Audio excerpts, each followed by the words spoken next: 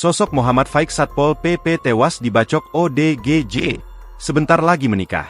Muhammad Faik, anggota Satuan Polisi Pamong Praja, Satpol PP, Kabupaten Kebumen, Jawa Tengah, gugur saat mengevakuasi orang dengan gangguan jiwa, ODGJ, di Kecamatan Alian, Senin, 2 Februari 2026.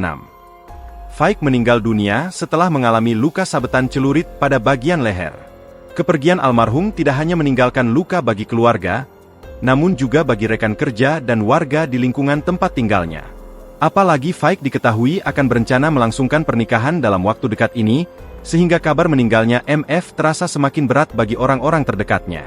Hal ini diungkap Ketua RW 05, Budiarto mengatakan Faik diketahui tengah merencanakan pernikahan dalam waktu dekat. Memang rencananya mau menikah dalam waktu dekat. Bahkan tadi calon istrinya juga sempat datang ke rumah keluarga setelah mendengar kabar musibah yang menimpa almarhum, ungkap Budiarto, dikutip kompas.com. MF merupakan tenaga non-aparatur sipil negara, non-ASN, yang bertugas di lingkungan Satpol PP Kabupaten Kebumen. Korban diserang ODGJ dengan menggunakan senjata tajam, hingga mengalami luka serius di bagian lehernya. Kepala Satpol PP Kabupaten Kebumen, Ira Puspitasari, memastikan seluruh hak almarhum berinisial MF akan dipenuhi sesuai ketentuan yang berlaku.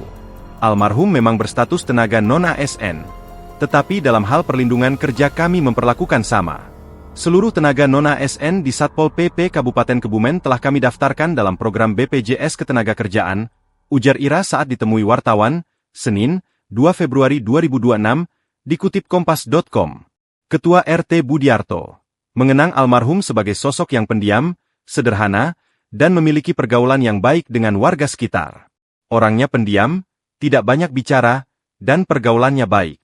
Selama tinggal di sini, tidak pernah ada masalah dengan warga, ujar Budiarto pada Senin, 3 Februari 2026. Download Tribun X sekarang, menghadirkan lokal menjadi Indonesia.